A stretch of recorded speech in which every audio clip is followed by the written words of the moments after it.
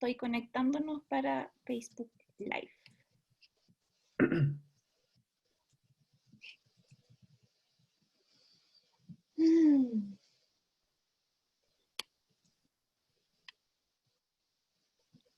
Ya. Ok, estamos listos. Adelante nomás. Muchas gracias. Hola a todas y todos, muy bienvenidos a esta transmisión de la Fundación Horizonte Ciudadano. Mi nombre es Claudio Castillo, soy parte del directorio y en el marco de la pandemia en la que nos encontramos como fundación creada por la expresidenta Michelle Bachelet y cuyo mandato es conectar los temas ciudadanos con los temas técnicos y con la mirada de futuro, hemos convocado a 3 grandes expertos en salud pública para que nos comenten desde sus experiencias, desde sus expertise, en qué momento de la pandemia nos encontramos en Chile. La dinámica de este conversatorio va a ser la siguiente. Primero nos va a exponer el doctor Manuel Nájera, luego la doctora Sandra Cortés, comentará por último la doctora Janet Vega. Daremos luego espacio para que ustedes puedan hacer sus preguntas, para que puedan intervenir también desde Zoom y también las preguntas desde la transmisión por Facebook. Y vamos a cerrar, obviamente, con reflexiones de nuestros invitados. Para partir, entonces, vamos a saludar a quienes están conectados. Tenemos saludos desde regiones. Vamos a saludar a otras personas que además van a estar en las próximas semanas también en otros conversatorios con nosotros, desde Magallanes, desde Los Ríos. Tenemos conectados personas en este minuto. Vamos entonces a partir y para eso les vamos a pedir que nos realice su presentación Manuel Nájera. Manuel Nájera es médico de la Universidad de Santiago de Chile, es epidemiólogo de la Universidad Católica y hoy por hoy es académico del Centro de Epidemiología y Política de Salud de la Facultad de Medicina de la Universidad del Desarrollo y además es jefe de investigación y docencia de la Fundación Arturo López Pérez. Manuel, muy bienvenido, la palabra contigo. Vale, muchas gracias, Claudio. Voy a compartir la pantalla para hacer la presentación. Gracias por el mote de experto también.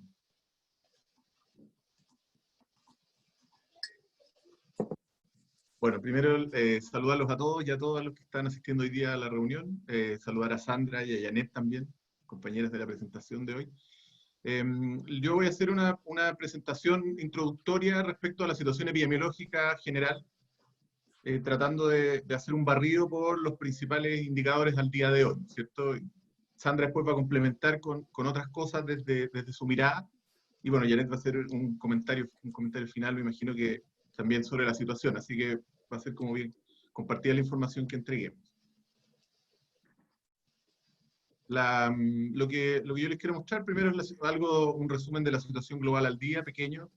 Después profundizar en la situación de casos de Chile al día, cómo ha sido la evolución de estos casos, un poquito de la situación regional, ¿no es cierto? Santiago no es Chile. Ver el tema de los hospitalizados y algunos datos de ellos. Y finalmente ahondar un poquito en la situación de los fallecidos, es decir, cómo tratar de hacer la trazabilidad de casos, hospitalizaciones y fallecimientos, ¿no es cierto? De la situación en Chile. Primero, un gráfico de la situación global, ¿no es cierto? Está lleno, hoy día todos pueden ver en qué estamos, pero ya llegamos casi a los 7 millones de casos y a las 400.000 fallecidos confirmados a nivel internacional. Recordemos que este dato es un dato oficial, ¿no es cierto? Probablemente hay mucha más gente que ha enfermado y mucha más gente que ha fallecido por la enfermedad, ¿no es cierto? Todo depende de la capacidad de confirmación. Donde se concentra la mayor cantidad de casos, ¿no es cierto?, está en el hemisferio norte, pero el punto a observar hoy en día es el hemisferio sur, que es donde estamos teniendo la mayor velocidad de producción, la mayor velocidad de personas que enferman y también ya estamos dominando la mayor cantidad, la proporción de personas que fallecen por COVID, ¿no es cierto? Este es el gráfico del día de ayer. Ya Latinoamérica y el Caribe, a expensas principalmente de Brasil, pero bueno, Chile, Perú nos están quedando atrás también. Estamos ya dando cuenta del 45% de los fallecidos a nivel global por COVID, ¿cierto? Estados Unidos ha disminuido levemente, pero Estados Unidos, siendo hemisferio norte, todavía tiene algunos estados que están en ascenso, así que Estados Unidos dentro del hemisferio norte es la exclusión, ¿no es cierto? Puede seguir aumentando.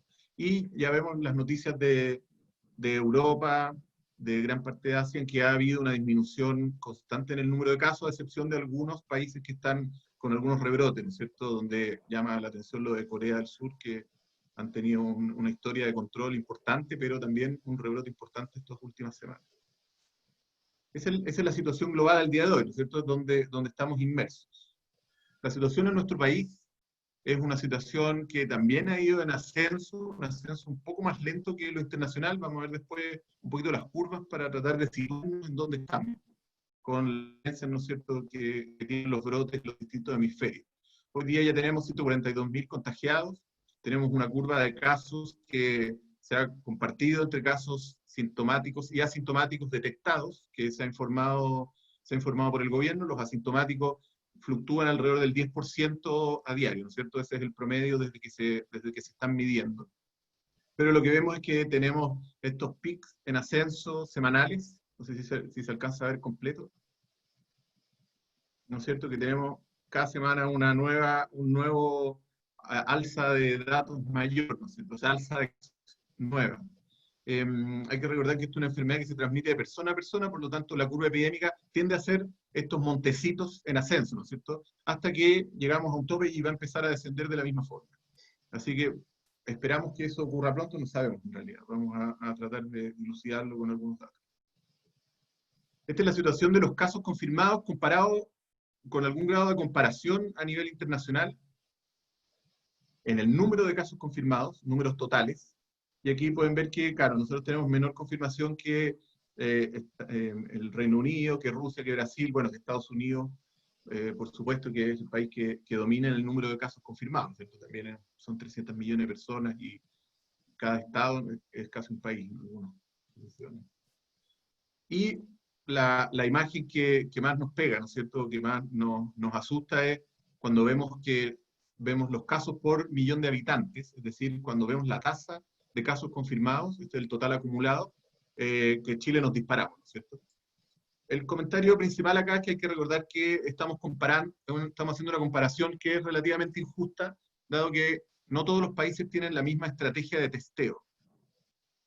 Sabemos que en Europa la estrategia de testeo no partió tan intensa como en Chile, sino que ellos partieron con un poquito de desfase del brote, no partieron como nosotros desde el inicio del brote con los primeros casos, sino casi partieron junto con las muertes, a contabilizar casos. Entonces empezaron a contabilizar más que nada casos hospitalarios.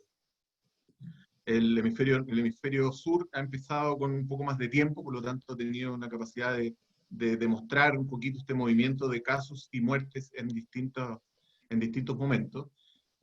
Así que, como les digo, un poquito injusta la comparación, pero siempre nos ayuda a situarnos, ¿cierto? Es decir, Chile está detectando muchos casos y estamos viendo una magnitud importante de la enfermedad en nuestro país.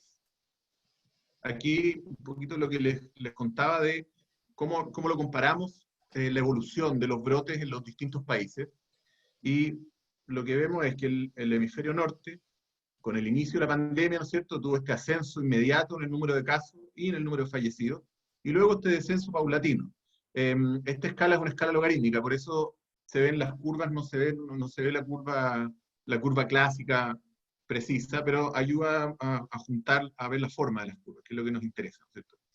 Y el hemisferio sur se ha comportado de una manera de ascenso más paulatino. Tiene que ver con la forma en que se prepararon los países, tiene que ver con la transmisión de la enfermedad en el mundo, ¿no es cierto? En el hemisferio norte los pilló de golpe, también hicieron un poquito de oídos sordos al principio ellos, en febrero no sospechaban que iba a ser tan rápida la transmisión desde China a Europa, a pesar de que fue bastante intensa.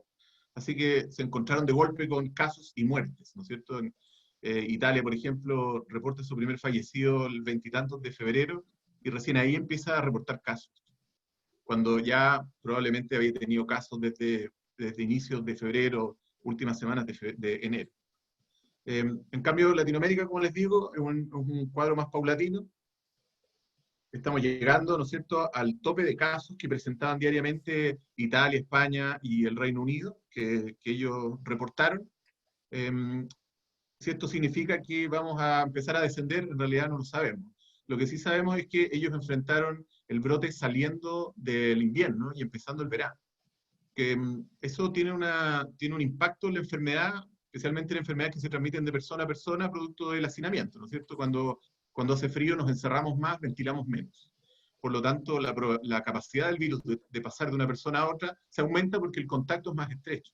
Entonces, no sabemos cuánto va a ser la duración del brote en el hemisferio sur, tal vez sea un poco más extendida que el hemisferio norte, eso es lo más probable, pero tampoco sabemos la magnitud, si es que va a ser tantas veces más que en los países del norte, ¿no es cierto? Eso es lo que nos tiene la incertidumbre hoy en día.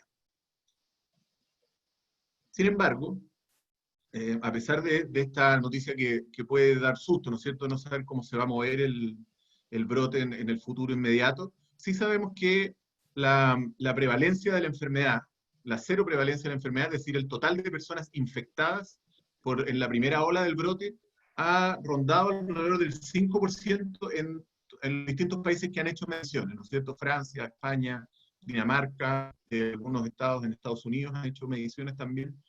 Ha rondado el 5% en el promedio país y un 14% o 10%, entre 10 y 15%, en las grandes metrópolis, ¿no es cierto? En Nueva York, Madrid, que es algo bien parecido a lo que se observó en el primer estudio interesante que tuvimos de la transmisión viral, que es el del crucero, el Princess Diamond, que alcanzó alrededor de un 18% de la población del crucero que se enfermó, ¿no es cierto? Eso tiene que ver, o nos da cuenta de que a mayor población junta, mayor cantidad de contactos que puede tener la gente, como las grandes metrópolis, aumenta la probabilidad de transmisión y por lo tanto se va a enfermar más gente en una primera vuelta. En Santiago se hizo un estudio que se reportó un informe preliminar el 15 de mayo, es una muestra panel, por lo tanto vamos a tener resultados pronto de una primera vuelta un poco más tardía, pero al 15 de mayo, con serología, nos está diciendo que hay un 3% de la población de la región metropolitana contagiada. Esto es súper importante porque este 15 de mayo refleja probablemente las personas contagiadas hasta fines de abril. Entonces, cuando todavía no teníamos una intensidad fuerte de la epidemia en Santiago, ya teníamos un 3% contagiado, probablemente lleguemos a más del doble al final del brote, ¿no es cierto? Hoy día ya tenemos que estar más de personas contagiadas que ese 3% que informaba al 15 de mayo el estudio. Y acá hay un poquito comparativo en esta tabla que también la proporciona este mismo estudio de los distintos países o lugares donde se han hecho estudios, ¿no es cierto? Santa Clara, Los Ángeles, República Checa, Nueva York, en Japón, estudio español, y faltan algunos que no están acá. Están las prevalencias de la total de gente enferma, ¿no es cierto? En Santa Clara, 2.8%, Los Ángeles, un poco más metrópoli, 4%, Nueva York, con un 14% en el estado, y el estudio español, que era 5% en promedio, pero en Madrid era alrededor de 11 a 12%, ¿cierto? Y Santiago un 13%. Y también se hace un análisis de qué tanto estamos reportando, qué tanto estamos conociendo las personas enfermas. Y al parecer, dados estos estudios, en Santiago o en Chile se está haciendo un esfuerzo un poco mayor a lo que se logró en otros lados, ¿no es cierto? En Chile sabemos que hay alrededor de 8 veces más personas enfermas de las que detectamos. En España esto fue 10 veces más, o sea, ellos detectaron menos, la estrategia logró detectar menos. En Nueva York también, como 10%. Esto es interesante mirarlo por lo que yo les decía de que cuando comparamos casos, también estamos comparando detrás estrategias de diagnóstico.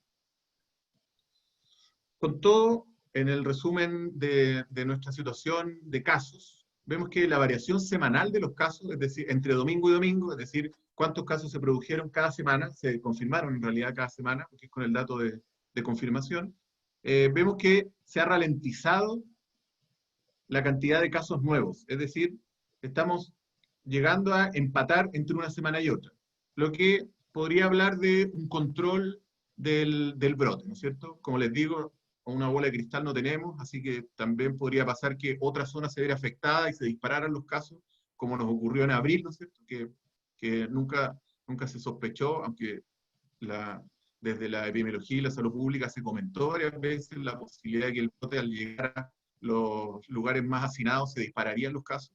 Pero hoy día, bueno, eso se supone que esos lugares ya están más bien contenidos, ¿no es cierto? Ahora, este es el brote nacional que está hoy día predominantemente en la región metropolitana.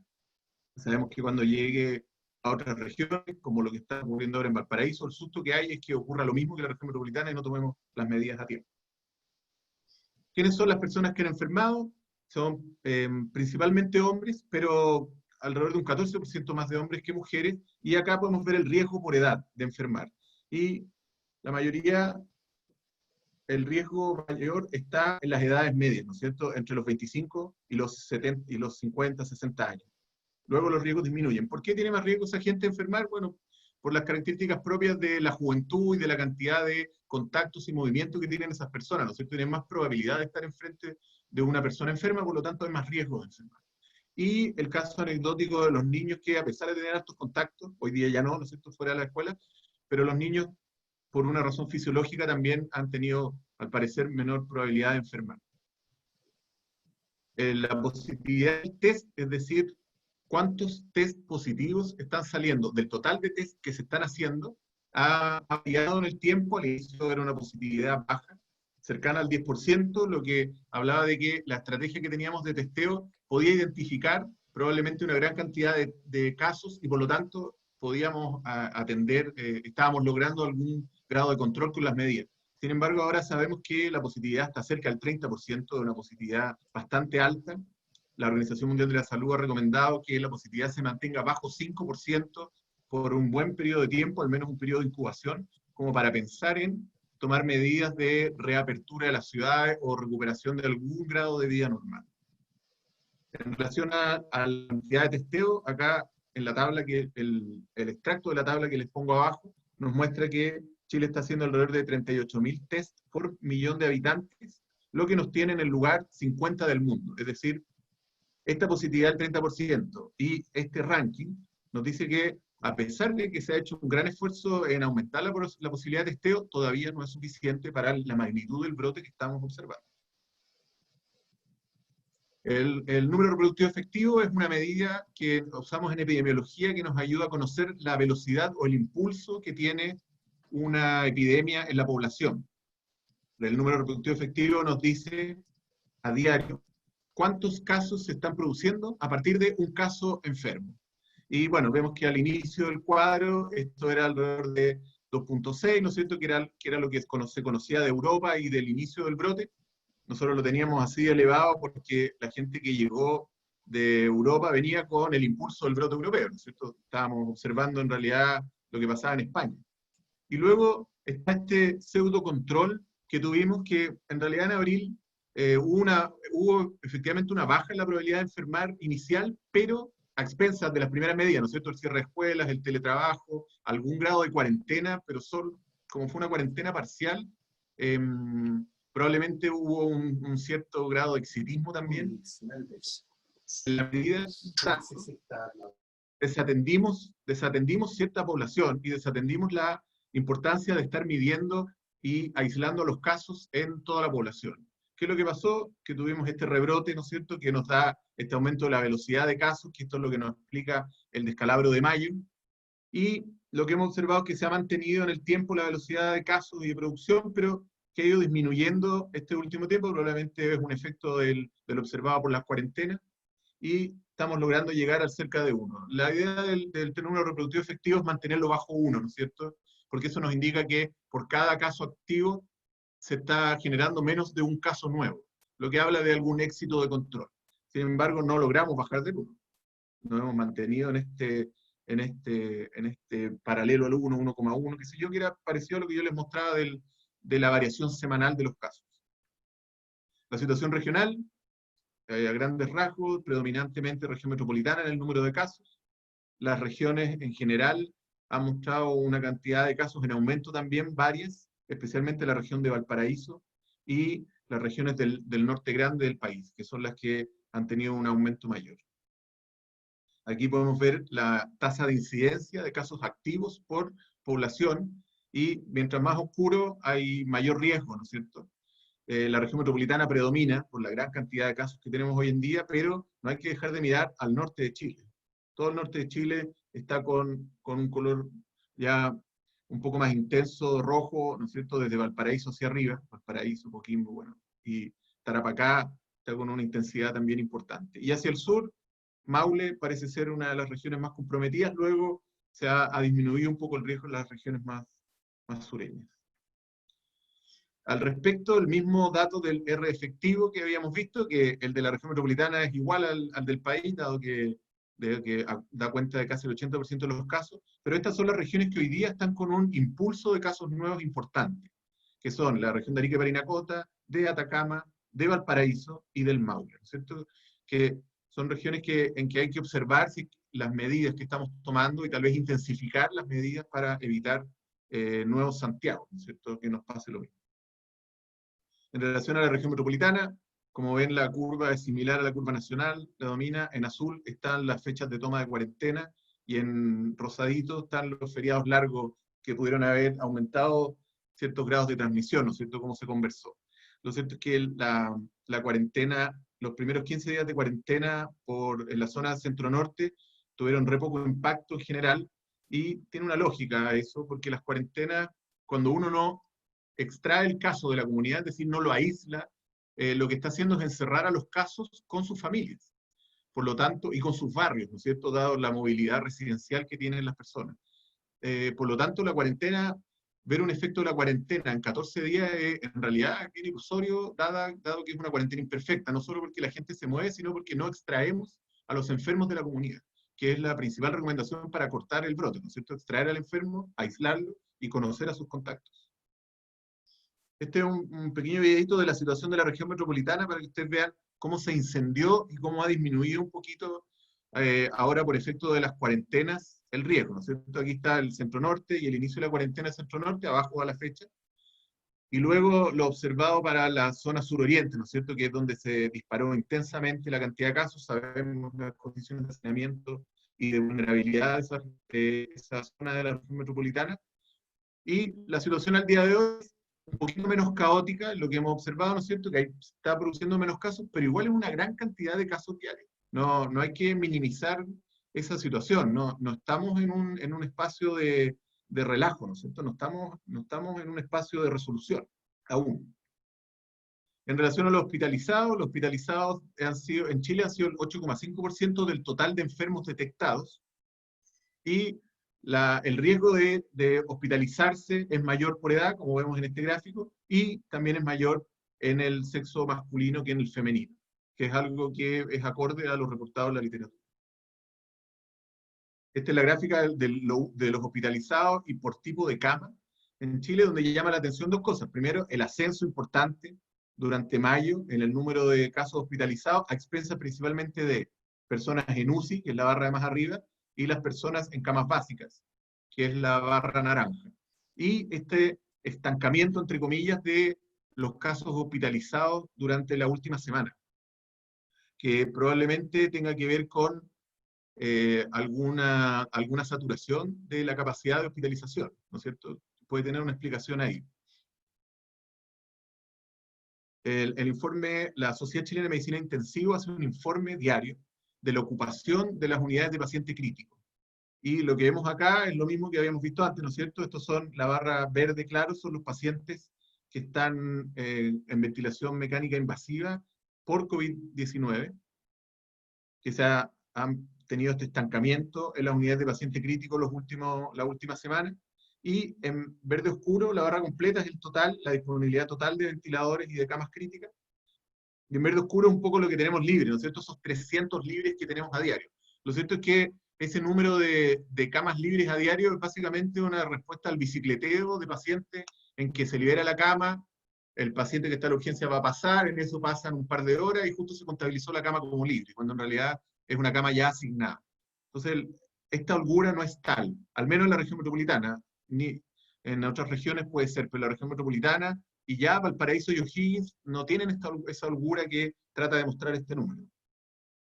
Incluso tenemos este dato, ¿no es cierto?, que nos muestra en la barra roja.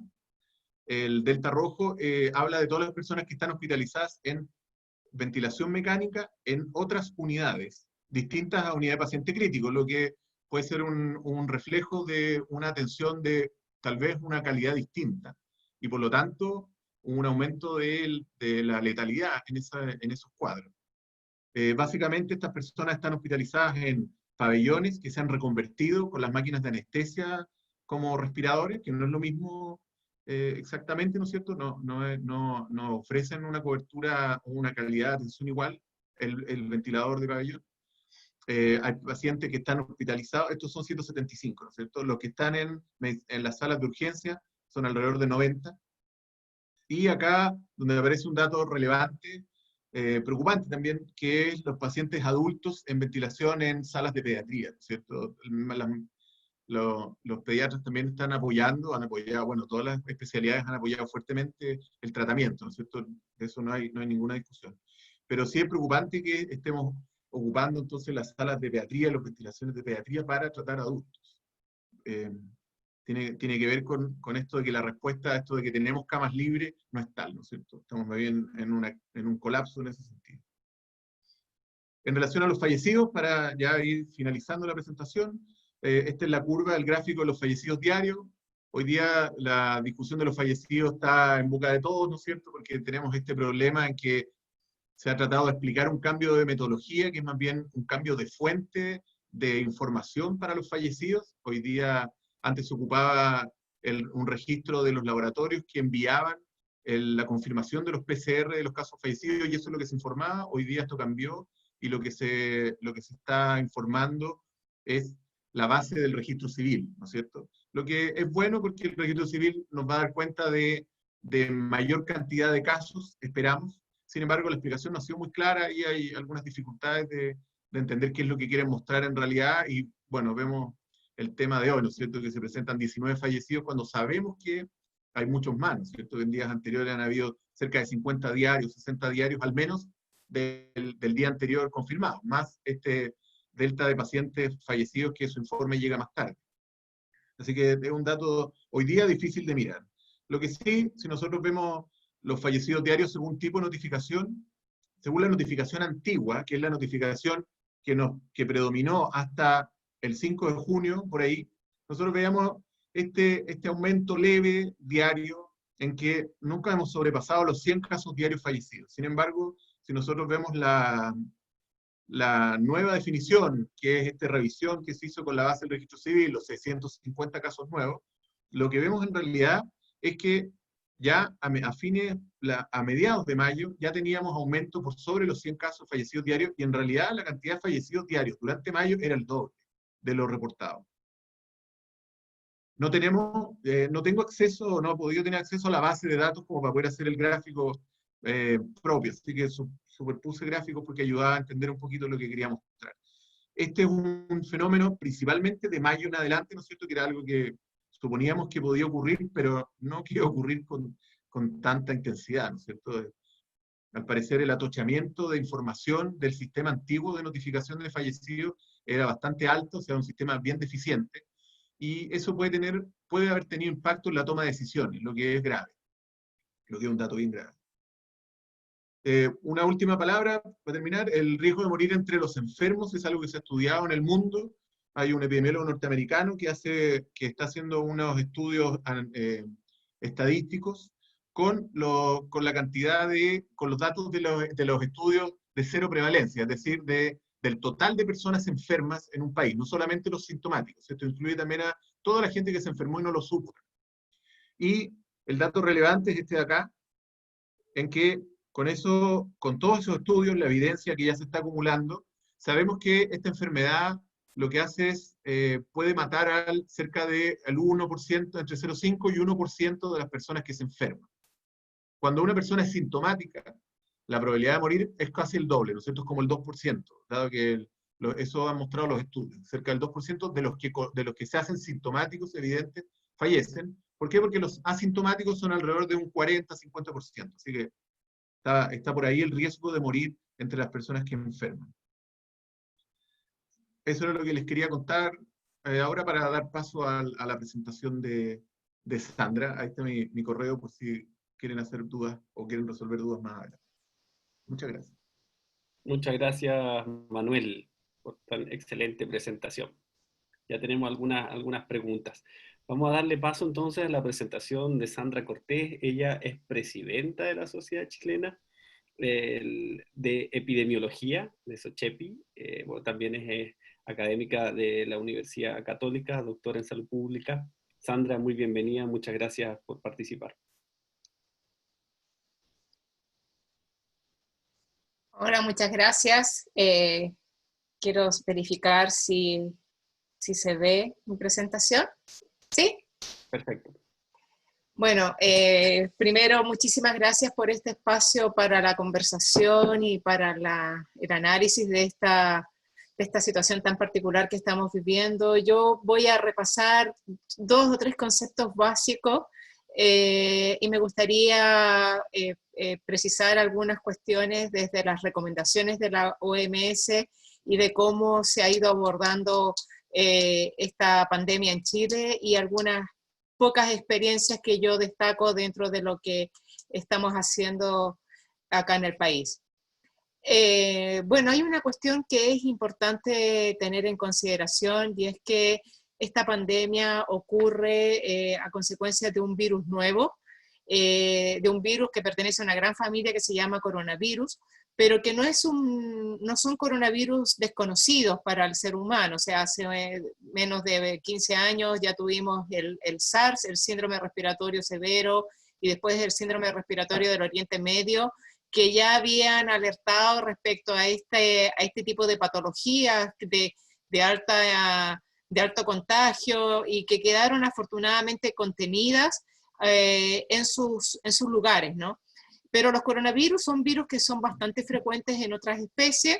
Estamos hablando de que es frecuente encontrarlo en poblaciones caninas, en los cerdos, en los humanos, en los murciélagos, pero esta particularidad que tenemos ahora es que se produce un salto interespecie, o sea, se rompe la barrera interespecie y entonces el coronavirus que estaba en los murciélagos pasa a otro receptor, digamos, que es la especie humana, conformando lo que se llama una zoonosis. Y una zoonosis es una enfermedad que es propia de los animales, que pasa al ser humano y que tiene particularidades, ¿no? Porque nos indica de que de alguna manera estamos traspasando los espacios propios de control y de separación entre las especies, y en este caso en particular asociado al consumo de otra especie en mercados donde se produce un gran hacinamiento de personas. Otra cosa destacable es que dentro de los 4 o 5 meses que ya llevamos de pandemia, conocemos mucho del virus, ya sabemos cómo se replica en las células pulmonares, ya sabemos que se almacena en las glándulas salivales, ya lo tenemos codificado y por lo tanto ya hay una producción de conocimiento impresionante. Sin embargo, es importante destacar que este traspaso, esta zoonosis, ¿no? Parte con un brote muy pequeño, primero en una localidad, luego justamente por sus características de transmisibilidad, se produce un brote mayor dentro de China, y luego traspasa las fronteras de China y se transforma en lo que nosotros hemos llamado una pandemia, ¿no? En una pandemia que cubre prácticamente todo el mundo, pero que se ha caracterizado principalmente por estas condiciones: rápida transmisibilidad, genera muchos casos en poco tiempo, que determinan una sobrecarga en el sistema de atención de salud, que afecta a todos los grupos etarios y que tiene esta variabilidad de la letalidad, pero como afecta a toda la población, genera un gran impacto público y económico, ¿no? Y eso entonces es lo que nos tiene, bueno, además tiene también mucha relación justamente los sistemas de globalización y el hacinamiento que hay en las ciudades, lo que ha determinado entonces esta distribución que ya Manuel mostró. O sea, prácticamente quedan muy pocas áreas del globo que están hasta ahora libres. Nosotros nos destacamos por tener un brote muy fuerte en la ciudad más austral del mundo, entonces hay ciertas condiciones en Chile que debemos tener en precaución. Yo tomo un poco los datos que resume Manuel en el tema de los casos, de los test confirmados por 1.000 personas, y me equivoqué en el título, y bueno, Chile se supone que testeando a buen ritmo, un poco comparado con nuestros vecinos, ¿no? Pero en cuanto a los números, a los fallecidos por millón de habitantes, Chile va ahí liderando casi en la collera con Brasil en cuanto a Latinoamérica. Respecto a los casos, una cuestión que para mí me parece fundamental que la tengamos en mente es que los casos afectan por igual hombres y mujeres, con predominio en hombres, pero sobre todo con predominio de las personas que se encuentran en edad productiva. O sea, estamos hablando desde los 25 años hasta los 54 años aproximadamente, se concentran gran parte de los casos. Y eso es súper importante porque es la fuerza laboral de un país. O sea, si no cuidamos apropiadamente a los trabajadores de las implicancias que tiene esta enfermedad, creo que vamos por mal camino y un poco es lo que estamos viendo ahora. Voy a destacar ahora algunas cuestiones relativas a cómo se transmite el virus SARS-CoV-2, que es el que produce el coronavirus. Como bien dijo Manuel, esta es una enfermedad que pasa de persona a persona. Es muy importante tener en consideración que el virus se almacena en las glándulas salivales y que en la boca, en la nariz y en la garganta de las personas infectadas el virus se va a encontrar en alta cantidad. En actos tan cotidianos como hablar, toser, estornudar, cantar, reírnos fuerte, se liberan estas gotas que están recargadas con el virus, y estas gotas entonces van a entrar con mucha facilidad a otras personas, justamente personas sanas, a través de su boca, nariz y ojo, por el contacto cercano. Pero también estas gotas que tienen el virus pueden permanecer en las superficies. Estas gotas pueden ser macroscópicas como no, como pueden pasar completamente desapercibidas, pero pueden quedar en superficies, y en superficies hay evidencia que muestra, por ejemplo, que pueden permanecer el virus activo hasta 9 días. Depende, por ejemplo, del tipo de tela. En las telas de algodón vive menos que en los plásticos, por ejemplo. Entonces es muy importante, y es otra medida de prevención, el tener la limpieza apropiada de las superficies que pudieran estar contaminadas con estas gotas de saliva, porque una persona que no está infectada y que toca, por ejemplo, un celular, o toca una pantalla, o pone sus manos en la manilla de un auto, o toma una baranda del metro, o tiene contacto con un lápiz, puede tener entonces un traspaso de esta superficie contaminada a sus manos, y con sus manos tocarse la boca, tocarse la nariz o tocarse los ojos, y favorecer entonces el ingreso del virus. Por lo tanto, tiene formas muy particulares, muy sencillas de ser de transmisión, y por eso es tan importante el lavado de manos con abundante agua y jabón. Algo tan sencillo como el agua con jabón rompe esta película lipídica que tiene el virus y lo expone, y por lo tanto lo inactiva. Y también es fundamental la limpieza y la desinfección de las superficies que pudieran haberse contaminado con estas gotas. Y ahí tenemos una primera recomendación que son fundamentales de seguir en todos los lugares donde nos encontremos. Está demostrado entonces que es un virus que se transmite eficientemente. Está demostrado que las personas pueden ser infecciosas antes de tener síntomas, y que algunas personas nunca desarrollan síntomas a pesar de ser sintomáticas.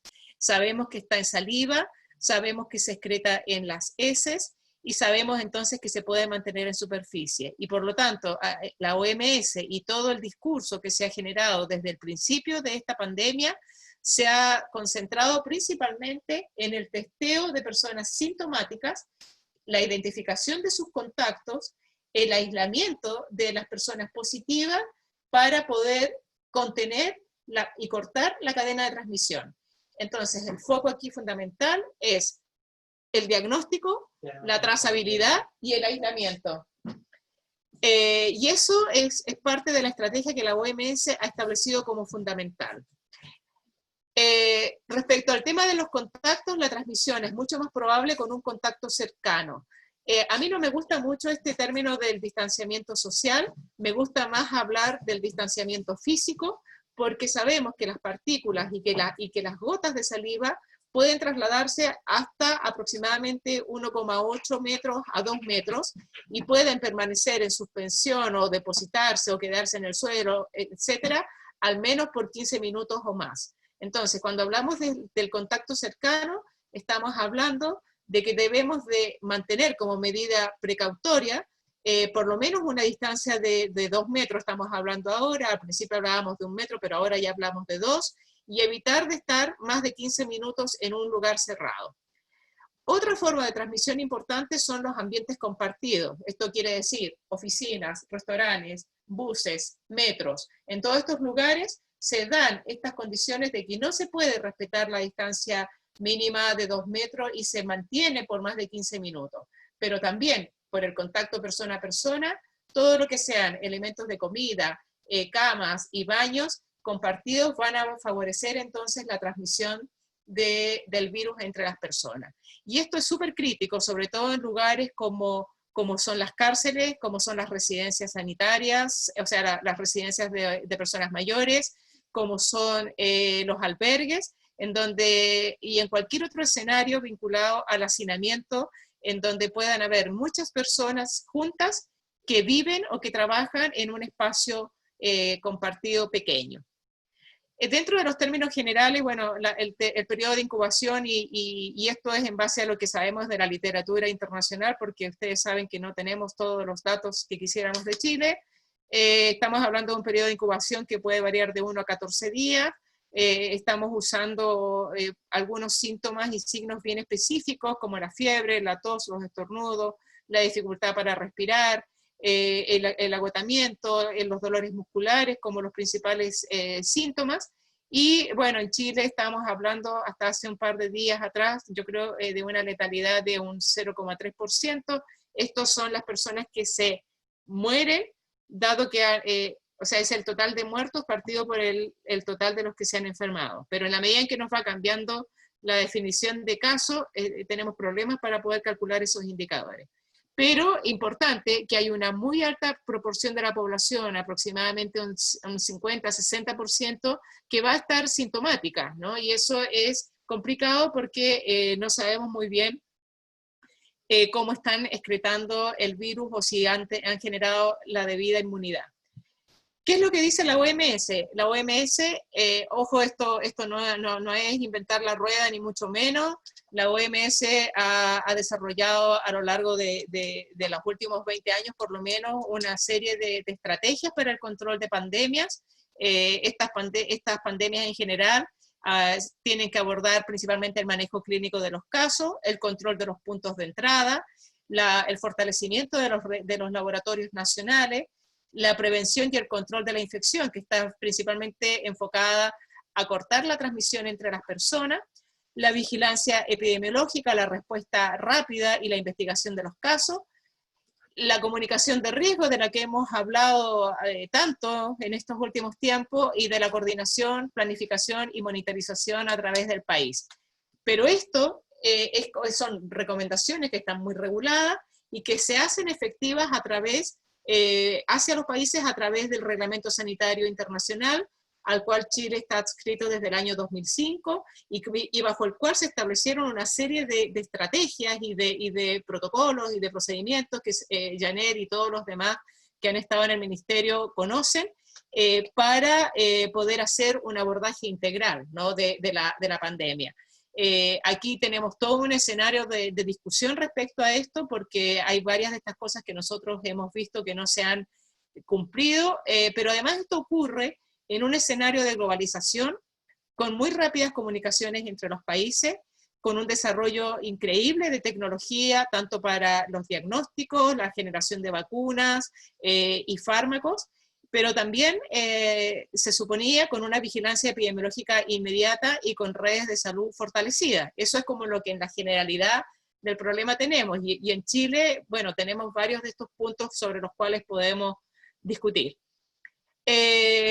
Sin embargo, para los que somos salubristas de la vieja escuela, aquí hay 3 estrategias que la salud pública nos plantean como herramientas para el control de las pandemias, principalmente en cuanto a la promoción, por ejemplo, el fomentar estilos de vida saludables. Nadie ha dicho mucho sobre el tabaquismo y el COVID, o sobre tabaquismo y contaminación de aire, respecto a prevención y respecto a la protección en los ambientes, en general en el ambiente, pero también en el ámbito ocupacional. pero hay que mirar las estrategias y el quehacer de la salud pública en este caso, en lo que corresponde a la comunidad, a lo que ocurre en el ámbito del trabajo y a lo que ocurre a nivel individual. En cualquiera de los casos, y esto es como un checklist, ¿no? Se suponía que como país tendríamos que haber desarrollado, y es lo que hemos hecho, digamos, un poco desde afuera, empujando para que se generaran las planificaciones, tanto a nivel de las familias, ¿no? Es importante el tema de la educación a nivel de las familias, cualquiera sea su condición, y por lo tanto eso implica que en general toda familia debiera planificarse antes de que tenga un brote de COVID intrafamiliar, pero esto también es atingente al entorno, a nuestra comunidad, a nuestros barrios y por supuesto en nuestro entorno de trabajo, conformando un plan estratégico para enfrentar el COVID, incluyendo cuestiones de comunicación, incluyendo las organizaciones de asistencia, incluyendo las listas de contacto, identificando qué colaboradores tenemos, cuáles son los grupos más vulnerables. O sea, aquí hay un símil entre lo que debemos de hacer dentro de nuestros hogares o dentro de nuestros trabajos o nuestro entorno, porque finalmente por la alta transmisibilidad que tiene esta enfermedad es necesario instalar todas estas medidas preventivas que hemos hablado del distanciamiento social, del lavado de manos, como en todos los niveles en donde nos desenvolvemos. Para nosotros, desde la Sociedad de Epidemiología, ha sido yo lo he dicho muchas veces, una luz en la sombra, un faro, el comité asesor, principalmente por la contingencia con la que ha presentado todas sus recomendaciones. Remarco dos, que son las últimas, que son sorpresivamente las dos recomendaciones que más rápidamente fueron adoptadas por el Ministerio de Salud, pero que desde las sociedades científicas veníamos hablando hace mucho tiempo sobre el tema de los aislamientos y la cuarentena de los contactos. Aquí han habido cambios de criterios que ha confundido a los equipos de salud, y bueno, recientemente surgió esta recomendación de utilizar la saliva. Necesitamos fortalecer todo lo que tiene que ver con el testeo y tenemos que simplificar el testeo para hacerlo mucho más efectivo. Y también sobre eso podemos hablar un poco en profundidad, pero desde la salud pública nos interesan las metodologías que nos permitan llegar a muchas más personas y que nos permitan tener efectivamente un sistema de trazabilidad efectivo. Hasta ahora, cuando ya llevamos, yo de verdad no tengo el número de muertos, pero sé que llevamos más de 1000. Recién ahora estamos pensando y desarrollando estrategias para la trazabilidad, lo que claramente nos pone en muy mal pie. Y por lo tanto celebro mucho y quiero destacar esta experiencia exitosa que se generó desde la Escuela de Salud Pública a partir del modelo del curso de Hopkins sobre trazabilidad de casos y de contactos. Se genera entonces un trabajo colaborativo con un rol muy importante de las universidades y de todos sus equipos de salud pública, y por supuesto la Sociedad de Epidemiología se sumó, y nos alegra mucho que ya tengamos 1800 inscritos y que tengamos muchas personas voluntarias disponibles ya para apoyar en la trazabilidad. Esperamos que eso se condiga con los correspondientes protocolos para que se pueda fortalecer la atención, la APS, la atención primaria en salud, y para que podamos involucrar efectivamente a los municipios y a los equipos que están en el terreno para efectivamente poder testear, hacer el seguimiento de estas personas y hacer los aislamientos que correspondan.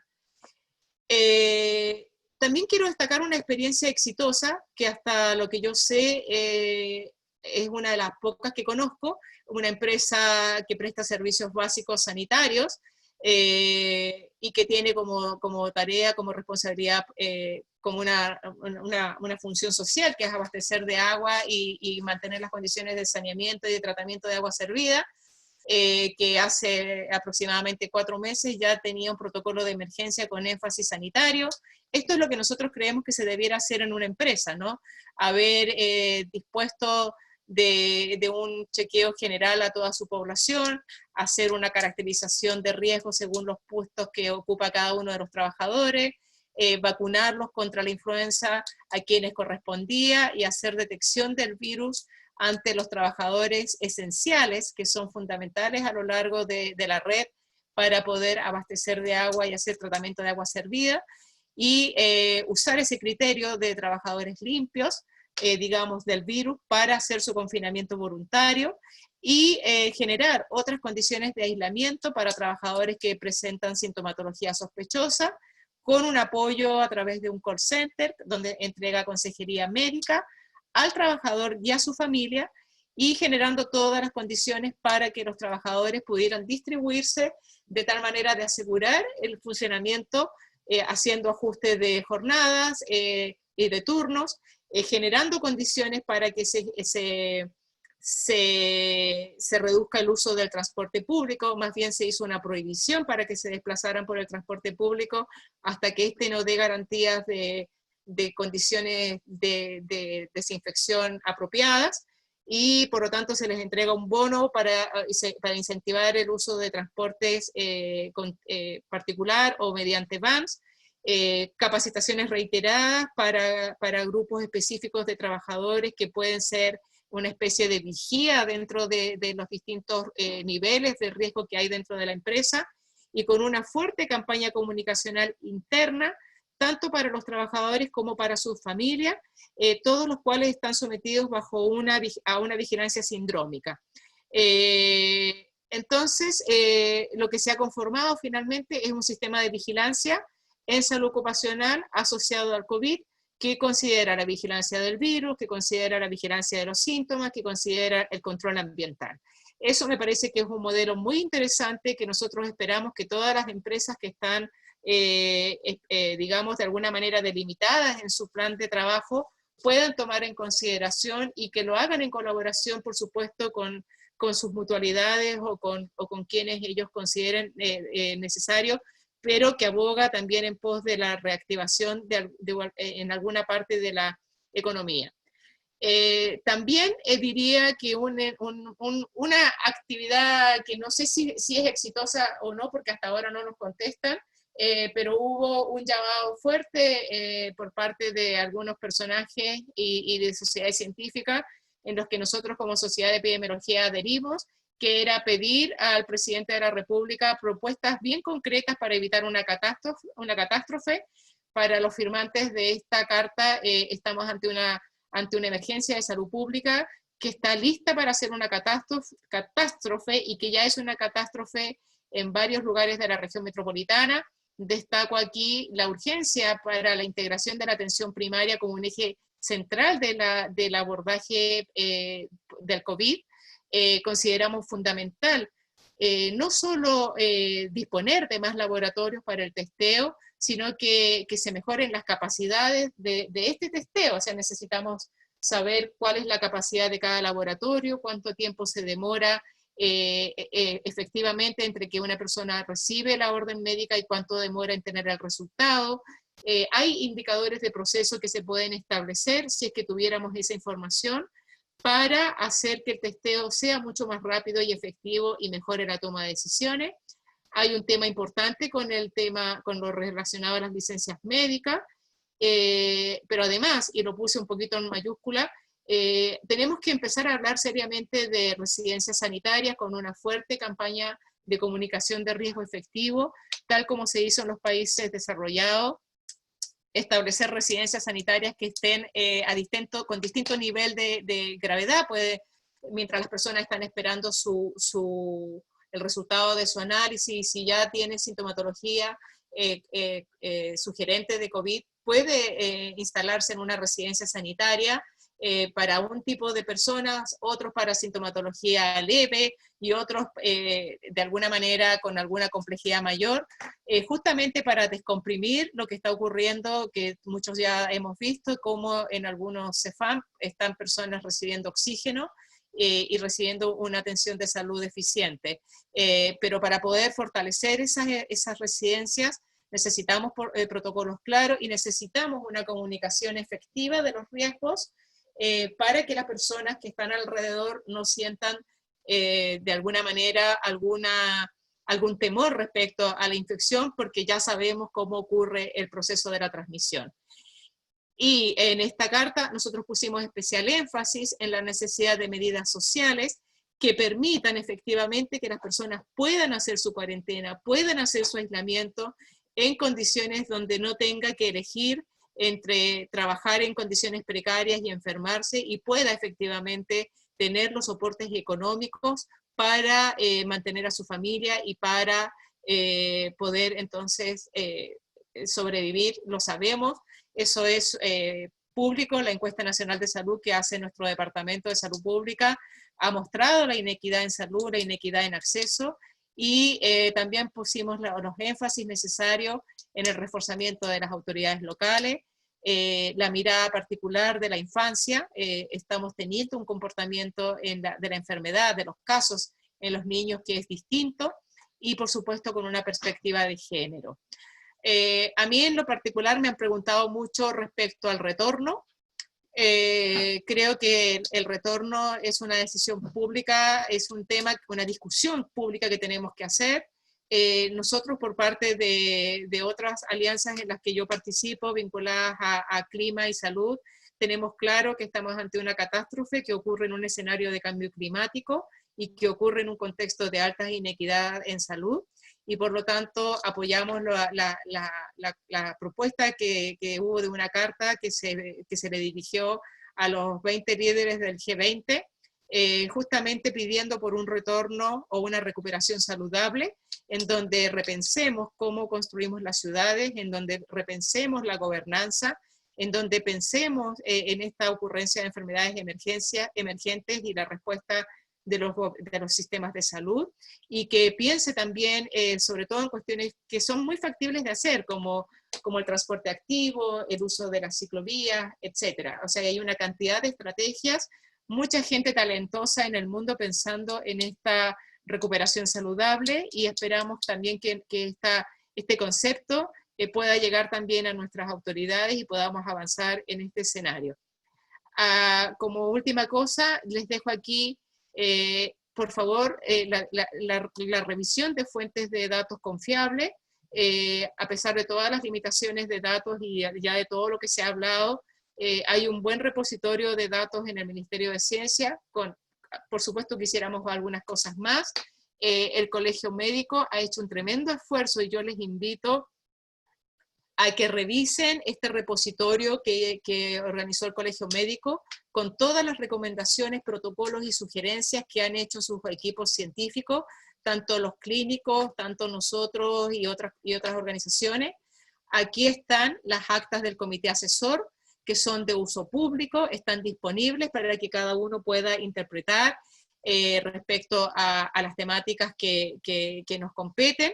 Aquí está la página del gobierno con sus datos oficiales, donde están los últimos documentos de epidemiología, y aquí tenemos unos datos complementarios, un análisis complementario que ha hecho nuestro grupo Data COVID del Departamento de Salud Pública, ante preguntas bien atingentes y un poco sacándole un poco más de análisis a los datos que ya son públicos.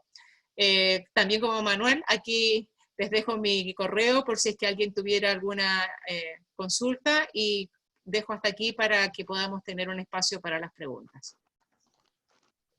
Muchas gracias, doctora Cortés, por su presentación. Ahora vamos a dar paso a los comentarios de la doctora Janet Vega. Janet Vega fue subsecretaria de Salud Pública, directora de FONASA, médica salubrista, doctora en Salud Pública, y además es parte de la Junta de Vigilancia Mundial de la preparación de la OMS, que en septiembre del año pasado nos alertó ya de lo que podría ocurrir. Doctora Vega, sus comentarios, por favor. Muchas gracias. Bueno, un saludo a todos, también a Manuel y a Sandra. La verdad es que yo solamente voy a focalizarme en hacer algunos comentarios de cosas que creo que son importantes enfatizar. Lo primero, enfatizar que en el mundo la pandemia está empeorando. La OMS ayer efectivamente dijo que la pandemia está empeorando y que desafortunadamente los casos en este momento, o 3/4 de los casos están ocurriendo en América Latina fundamentalmente. Sin embargo, hay otros países, hay otros continentes que también están empezando a ser afectados, como los países de África, en que se está viendo que hay un aumento sostenido. Algunas de las cosas que sabemos, que yo creo que es importante también recalcar, sabemos que este virus es alrededor de 10 veces más infeccioso que los otros coronavirus. También sabemos que la letalidad efectivamente, tal como dijo Manuel, es baja, no más de un 0.75%. También sabemos que la mortalidad, el principal factor de riesgo de muerte es la edad. Y en segundo lugar, algunas condiciones crónicas, como por ejemplo en particular la diabetes. Sabemos también que hay una gran diversidad de síntomas y signos clínicos y no se sabe todavía muy bien por qué, cuáles son las causas en las cuales se producen estas muertes o qué hace que algunas personas mueran aunque no tengan factores de riesgo. ¿Cuál es la combinación entre factores genéticos y del virus que genera esta situación? También sabemos que el virus muta lentamente, mucho más lentamente que los virus de influenza, lo cual significa que si logramos tener una vacuna, probablemente esta vacuna va a durar un poquito más que la que duran las vacunas de influenza que tenemos que cambiar año a año. También sabemos que las personas en general infectan entre alrededor de 2 días antes hasta 10 días después de que desde que son infectados, y que hay un efecto clima que hace que efectivamente en los climas o en las estaciones que son más benignas disminuya un poco la circulación viral, lo que no está claro cuánto tiene que ver intrínsecamente con el virus y cuánto tiene que ver con condiciones de hacinamiento y otras que ya se han mencionado. Y también sabemos que uno puede calcular el porcentaje de población que tiene que tener anticuerpos para lograr inmunidad de rebaño de acuerdo a los RO. Y en el caso de Chile también sabemos que esto debería ser al menos 60%, y tal como dijo Manuel, estamos bastante lejos de llegar a esa cifra. ¿Qué es lo que no sabemos? Y esto es importante para darnos cuenta de cuánto tiempo nos puede quedar en esta situación y qué es lo que viene. Primero, y lo más importante, no sabemos aún y no tenemos certeza si va a haber vacuna. Lo que sabemos es que hay 9 vacunas en estos momentos que están efectivamente empezando etapas de ensayos clínicos. Sin embargo, todavía no sabemos, no hay claridad si es que vamos a llegar o no a tener una vacuna. Y también sabemos que en el caso de que haya una vacuna, esto se va a transformar probablemente en una commodity que va a ser altamente peleada por los países. Ahí en la OMS, en el grupo que yo integro, estamos conversando la posibilidad con Gavi y también con OMS de armar una especie de entidad, mecanismo global que permita por una parte hacer pedidos por adelantado y por otra para garantizar la producción acelerada por los distintos productores de vacunas y evitar que existan efectivamente discusiones bilaterales que ya están ocurriendo y que los países que tienen producción básicamente dejen la producción para ellos primero. No sabemos si este virus deja inmunidad persistente, algún grado de inmunidad, pero por cuánto tiempo no sabemos. Tampoco sabemos en realidad claramente cuál es el porcentaje de asintomáticos. Se cree que alrededor del 50%, pero todavía hay algún grado de incerteza. ¿Cuánto contagian los asintomáticos? Y si esa capacidad de contagio está relacionada o no con la seriedad de la enfermedad. Y como dije antes, tampoco sabemos por qué algunos se enferman tanto más, digamos, que otros. Ahora, en Chile, ¿cuáles son, yo diría, las cosas importantes que creo yo que deberíamos tener claridad? Primero, que en estos momentos tenemos en el país, saliendo de la región dramática, de lo dramático de lo que está ocurriendo en la metropolitana, ya tenemos 280 comunas que tienen casos activos, cuando hace un mes teníamos 201.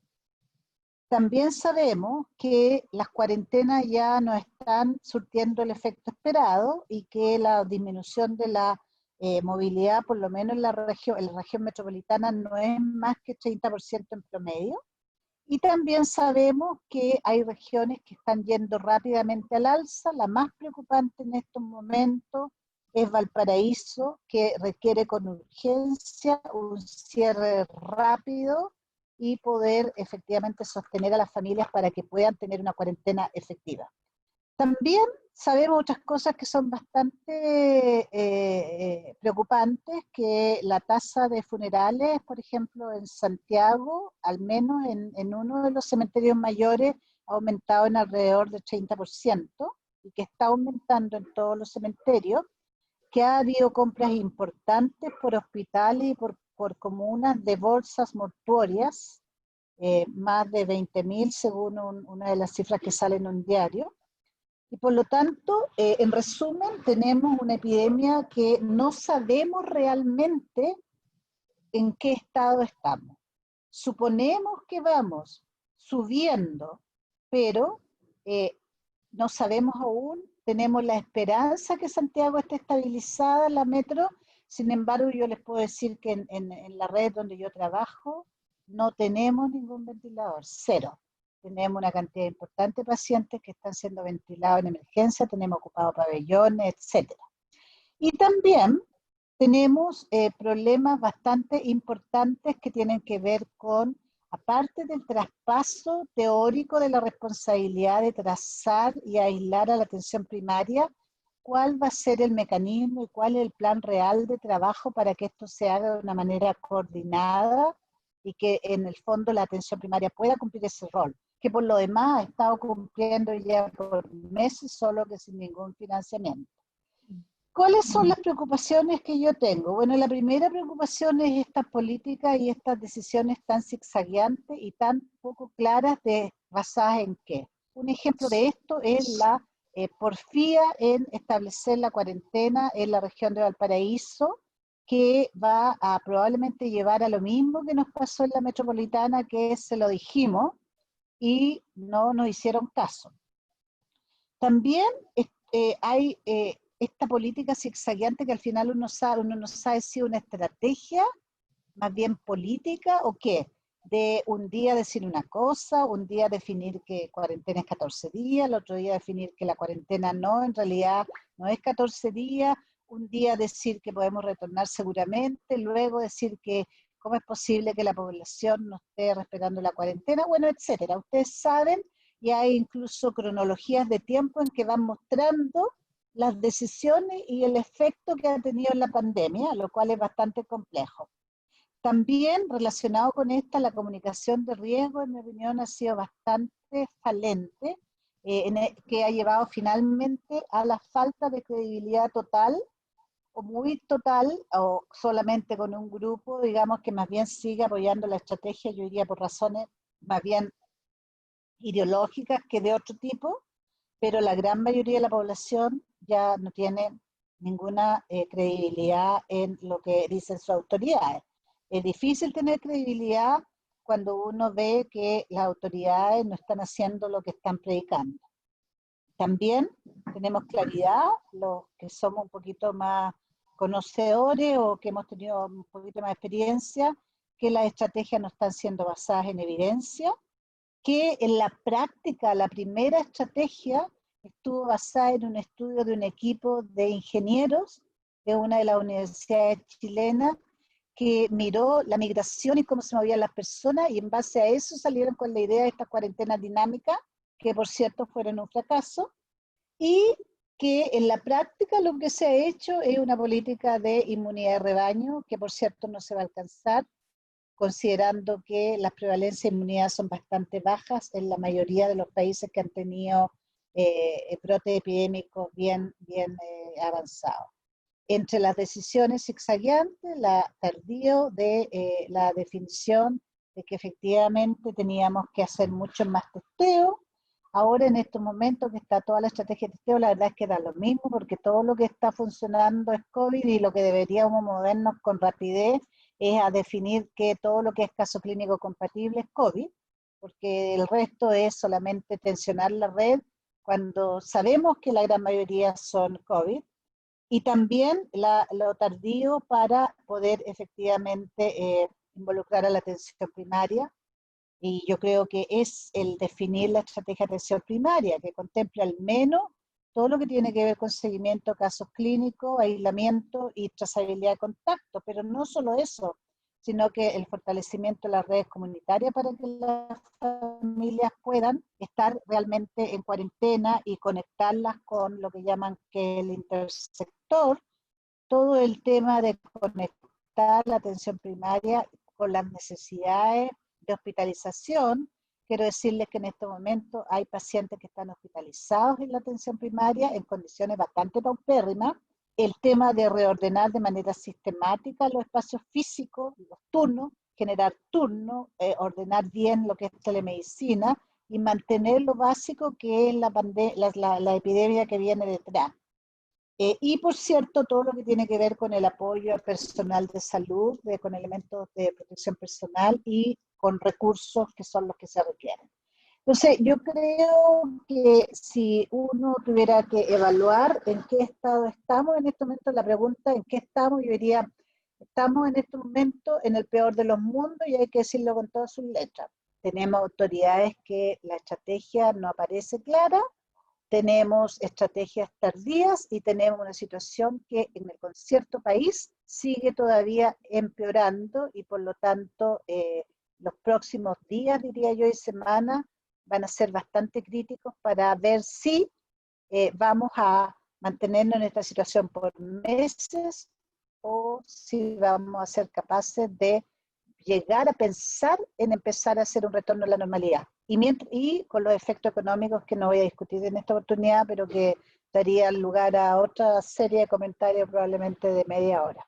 Así que eso por ahora para abrir para la conversación, porque si no vamos a hablar solo nosotros. Muchas gracias. Muchas gracias, doctora Vega. Tenemos algunas preguntas para cada uno. Si les parece, les voy a hacer 2 o 3 preguntas a cada uno y ustedes tienen unos 5 minutos para responder.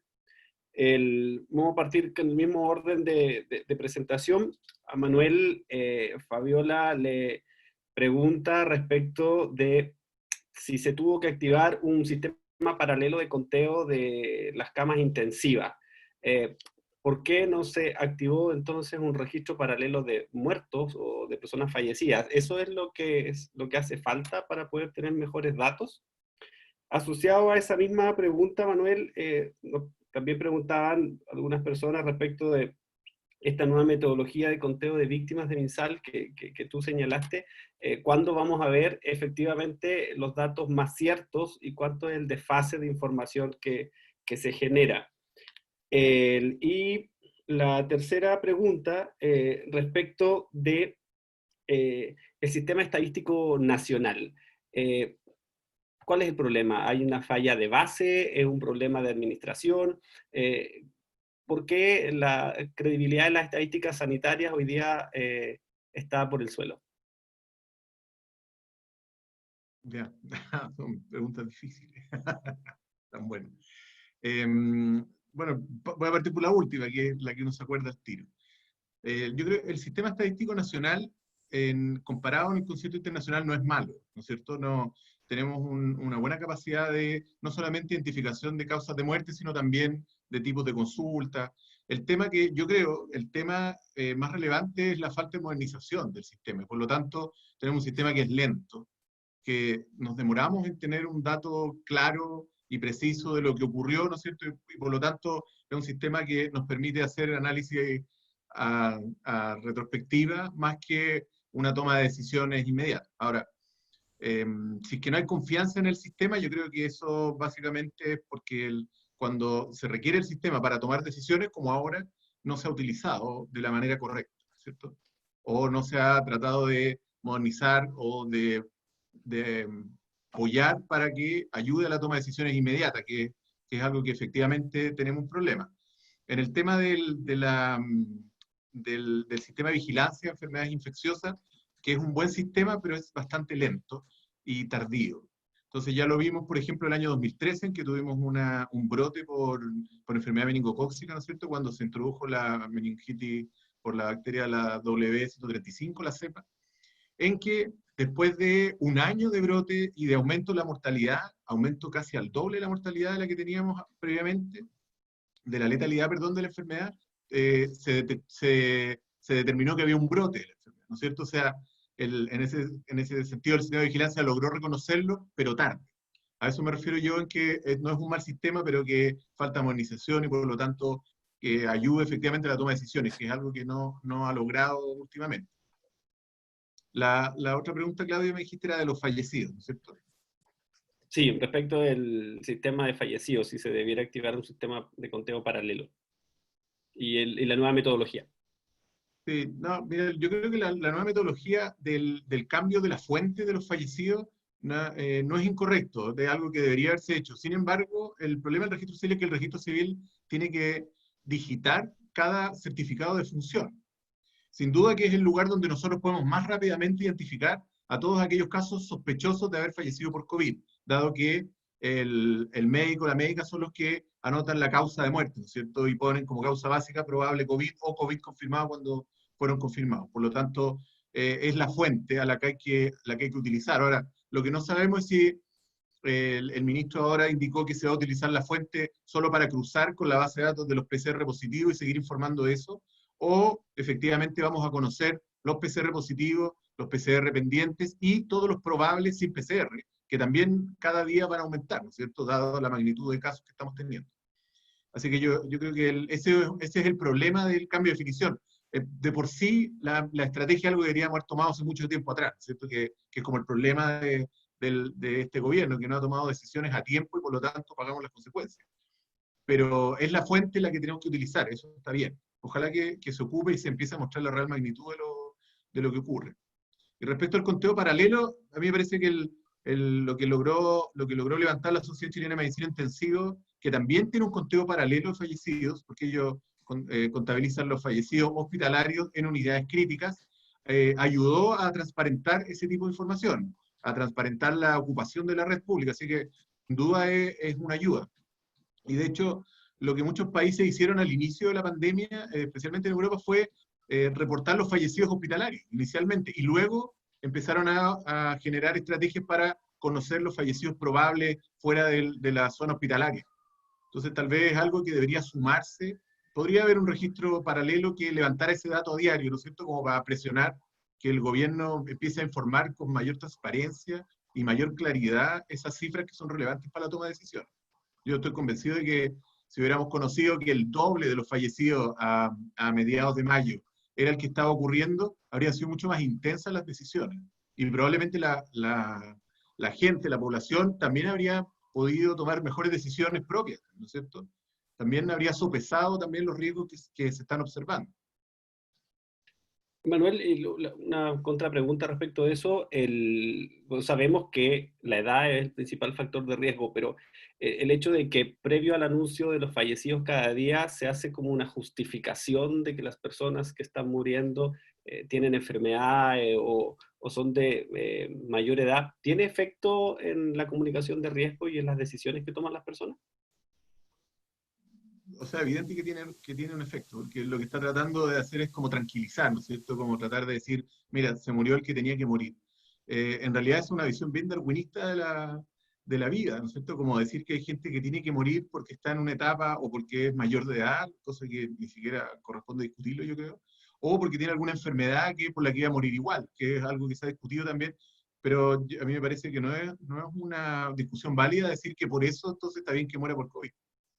Probablemente se utilizó para bajar un poco la noción de gravedad, tratando de, ¿no es cierto?, demostrar que se estaba haciendo muy bien también, probablemente. Pero yo yo creo que no corresponde en un escenario de comunicación de riesgo. Ahora, hay expertos de comunicación de riesgo y que probablemente te puedan dar una mejor respuesta a esa pregunta. Muchas gracias, Manuel. Doctora Cortés, un par de preguntas. Una muy específica es respecto de, Carlos Aranda pregunta cuáles son las evidencias o los estudios que demuestran la validez de testear con saliva. Esa es la primera pregunta. Segunda pregunta, Martí Rosas pregunta respecto de la recomendación, o sea, de la no recomendación de la OMS de usar desinfectante o sanitizante en forma de spray, y que acá en Chile se ha estado incluso haciendo campaña, digamos, con la sanitización abierta de calle y la entrega de productos químicos. En definitiva, es cuáles son los riesgos, cuál es la recomendación que hay al respecto. Bueno, yo voy a ir igual que Manuel, con la última pregunta primero. Sí, mira, la verdad es que nosotros hemos revisado las recomendaciones que han hecho otros países, hemos revisado lo que se está haciendo en otros, en Argentina y en muchos lugares aparecieron estos túneles o estos dispositivos que hacen fumigaciones u otro tipo de cosas parecidas. La verdad es que esas cuestiones no son efectivas, o sea, lo que necesitamos aquí es recordar que la principal vía de transmisión es de persona a persona y son las gotas de saliva que quedan pegadas en la superficie, o sea, todo lo demás, esto de estar vendiendo servicios y los municipios poniendo túneles y qué sé yo, incluyendo la ultravioleta, así como en ambiente general, no tienen efectividad demostrada. Y la evidencia del testeo con saliva, hay varias publicaciones, al que le interese se las puedo mandar, en donde demuestran tanto la correlación con el hisopado, muestran la capacidad de detección, la sensibilidad, la especificidad, o sea, hay harta literatura. Ahora, lo que a nosotros nos parece importante, bueno, tanto como este no es un consenso de la Sociedad de Epidemiología, no hemos discutido sobre esto, pero revisando los argumentos del comité asesor, yo al menos estoy completamente de acuerdo en que tenemos que acercar el test a las personas y si estamos desarrollando esta estrategia de testear y trazar a través de la APS, lejos es mucho más sencillo y es mucho más seguro para el operador el hacer estas técnicas con saliva, en donde prácticamente los riesgos para el personal de salud se van a reducir de manera importante y vamos a tener una mayor facilidad y mayor respuesta, digamos, desde la atención primaria. El cuello de botella que hay que reconocer es que aquí igual en esa muestra igual se detecta se hace la reacción de la polimerasa en cadena y se sigue la misma metodología. Entonces es fundamental que junto con para que la estrategia vaya tomando cuerpo y vaya siendo consistente y sostenible a través del tiempo, necesitamos que la red de laboratorios efectivamente esté funcionando y efectivamente podamos hacer el aislamiento de las personas que puedan aparecer con el PCR positivo. El que quiera la evidencia, por favor me puede mandar un WhatsApp, o sea, un chat por ahí, y yo les mando al menos todas las publicaciones que yo revisé.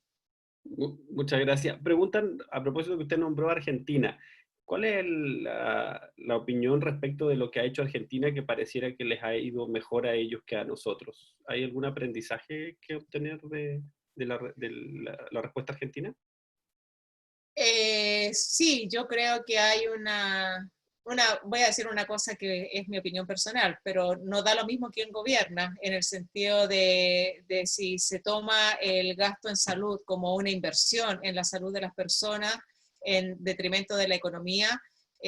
Yo creo que claramente la postura de Argentina ha sido aislar lo más posible las localidades, prácticamente tienen los casos concentrados en el Gran Buenos Aires, que es donde se producen las grandes aglomeraciones y donde también están las villas miserias y hay condiciones de pobreza y todo lo demás, con un alto impacto en su economía, pero yo creo que ha tenido, por lo menos su curva va bastante más plana que la nuestra, y yo tiendo a pensar que ha habido más una priorización por mantener la salud de las personas y en detrimento de la pérdida económica. O sea, a mi parecer ese ha sido el principal detalle, y también yo creo que hay un poco de mitos, porque han tomado medidas súper sencillas, ¿no? O sea, las personas están en cuarentena, pero pero están muy educadas, muy conscientes de que su cuidado compromete el cuidado de su familia, y compromete el cuidado de su barrio, y compromete su cuidado en su lugar de trabajo. O sea, hay un capital social distinto que los hace muy partícipes y que los hace muy sensibles a lo que la autoridad les dice. Y eso tiene que ver con el tema de la comunicación de riesgo. En muchos países quienes informan de esto son los encargados de emergencias y desastres, son los encargados de los programas de epidemiología, que están entrenados en estas disciplinas, y en las ocasiones en que el presidente argentino habla, yo al menos siento una mayor empatía para con las personas, sobre todo quienes han tenido familiares fallecidos. Muchas Pero gracias. puedo hablar con mucha subjetividad sobre eso, pero bueno, es lo que uno puede identificar, ¿no? Muchas gracias, Sandra. Ana Aguilera era quien nos preguntaba eso. Janet, tenemos un par de preguntas. Karen Díaz, ella abogada de la FENAT Nacional, y pregunta su opinión respecto de que el gobierno le haya entregado la responsabilidad a los jefes de servicio respecto a decidir qué funcionarios públicos eran de riesgo o no, y si tenían que irse a su casa o no. ¿Qué opinión le merece esa decisión? Gloria Vera, que ya es concejal de la comuna de Teodoro Schmidt, además nos pregunta, yo voy a complementar la pregunta, porque dice, ¿por qué la atención primaria recién aparece ahora en la estrategia? Yo complemento la pregunta y digo, ¿fue ideológico este desfase de la decisión respecto a la atención primaria, o derechamente falta de cercanía con la atención primaria de las autoridades que nos gobiernan? Y la otra pregunta que nos hicieron por el Facebook era respecto de la pospandemia en términos de las listas de espera.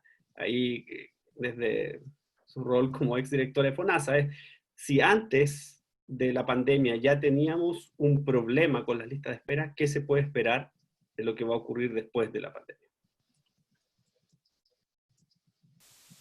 Está en silencio.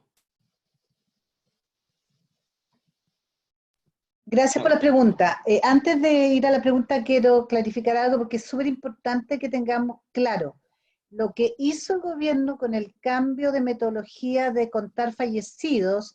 Es que conectó las bases del registro civil con los PCRs y vio cuántas personas que estaban muertas después tenían un PCR positivo. Por lo tanto, no ha habido cambio en la definición respecto a asumir que los fallecidos por COVID son aquellos que tienen un cuadro clínico compatible con COVID, que es lo que definió la Organización Mundial de la Salud.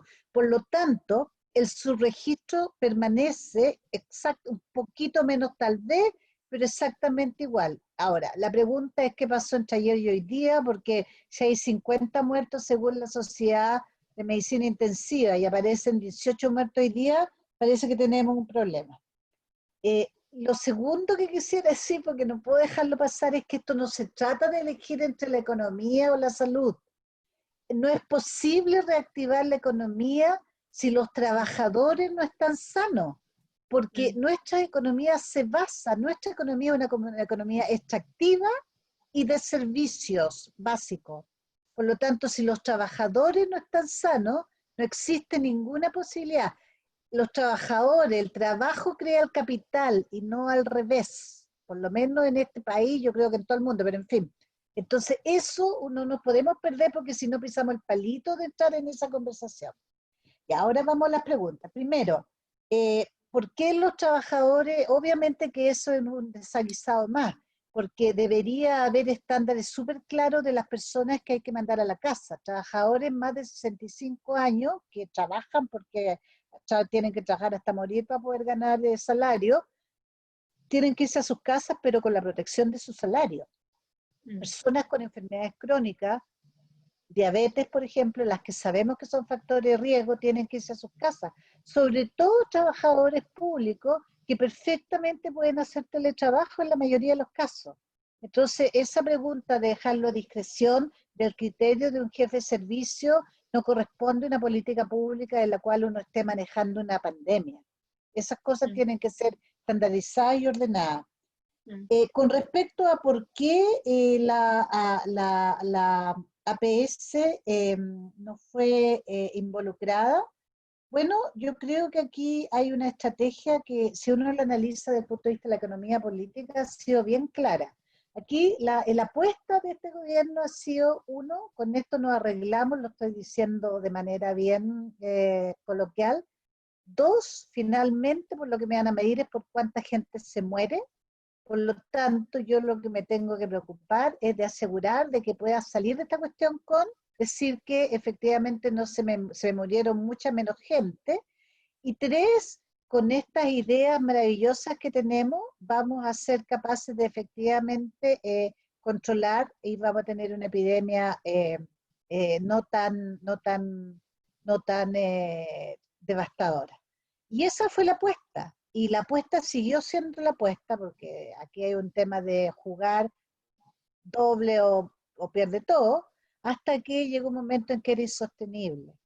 Y lo que a mí me preocupa es que en el momento en que la estrategia es insostenible, se traspasa la responsabilidad de la estrategia más importante, que es efectivamente aislar casos y trazar contacto y cortar la cadena de transmisibilidad, a la atención primaria que no existía en el discurso y que ahora existe 100% en el discurso, pero al mismo tiempo no hay cambio ni en realmente proveer los recursos que se requiere, en armar una estrategia integrada junto con los alcaldes, en hacer cosas tan básicas como nombrar las personas a cargo en cada una de las comunas, etc.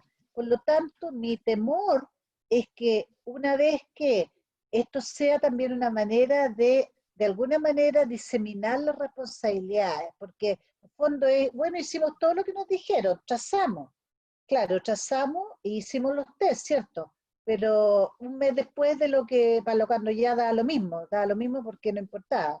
Segundo, utilizamos la atención primaria, sí, claro, pero 2 meses después de cuando debió haberse utilizado, cuando ya era evidente que no podían seguir agregando ventiladores. Y tercero, estamos dando efectivamente un apoyo económico, sí, claro, pero cuando ya teníamos un aumento de desempleo brutal y cuando ya teníamos la mayor cantidad de las personas que tenían que seguir circulando porque tenían que trabajar. Entonces, si yo lo miro más bien como de economía política, a mí me parece que la situación es aún más preocupante porque no creo, sinceramente, y esta es mi opinión personal, que haya cambios en la manera de manejar, sino que acá lo que va a ir pasando es un ajuste para ir, por una parte, teniendo las ganancias políticas acá y diseminando las pérdidas, como la AFP, digamos. Entonces, ojo con eso. Eso. Y para finalizar, hay un par de preguntas, le voy a decir una cada uno. Manuel, ¿cuál es tu proyección? Ay, perdona, me olvidé de la epidemia de GES. Mira, la última vez que lo miré, que fue hace 2 o 3 semanas atrás, ya habían más de 60.000 garantías retrasadas. Y yo creo que a pesar del esfuerzo de atención primaria de mantener algunos programas que son muy importantes, el problema que vamos a tener a continuación, sobre todo salud mental, cánceres y algunas enfermedades crónicas, más todo lo que es intervenciones quirúrgicas retrasadas, va a ser muy importante. Perfecto, sí, eso nos faltaba. Última pregunta, más breve ya para ir cerrando, para Manuel, es, al principio, nos pregunta Ana Navarrete, si al principio pensamos que la pandemia o nos decían que iba a terminar en junio, luego agosto, septiembre, ¿hay algún pronóstico respecto de hasta cuándo tendremos la pandemia en Chile? Nos pregunta. La respuesta corta es no. No sabemos. Claro, lo que pasa es que uno podría extrapolar la situación del hemisferio norte, ¿no es cierto? De Europa, en que ellos después de 6 a 8 semanas lograron empezar a disminuir casos y después de, ¿no es cierto?, fines de febrero, principio de junio, 3 meses enteros, ya empiezan a abrir y salir. Pero estamos hablando de otro hemisferio, estamos hablando de que ya están en verano, estamos hablando de una situación súper distinta. Yo les mostré las curvas en que ellos partieron intenso y de a poco han ido disminuyendo, les pegó fuerte. Nosotros nos está pegando fuerte ahora, partimos no tan intenso. Entonces, aventurar cuándo va a terminar es súper difícil. Lo que sí es más probable es que sea más largo de lo que se observó en el hemisferio norte. Eso yo creo que eso es lo que podemos esperar, que sea más largo de lo que hemos visto al lado. Pero saber que en septiembre ya vamos a estar bien, ojalá, pero en realidad no creo que haya alguien que pueda vaticinar aquello. Muchas gracias, Manuel. Sandra, doctora Cortés, la pregunta es de Elizabeth López. Ella le pregunta respecto de el rol de los odontólogos y la falta de lineamientos del ministerio, que ha dejado que más bien la sociedad científica genere las recomendaciones. Entonces, ¿cuál es la opinión respecto de que incluso el ministerio haya indicado que se deben retomar los GES odontológicos? ¿Cuál es la opinión de la Sociedad Chilena de Epidemiología respecto de esta falta de lineamiento y, por otro lado, la exigencia de que se retomen los GES odontológicos con todos los riesgos?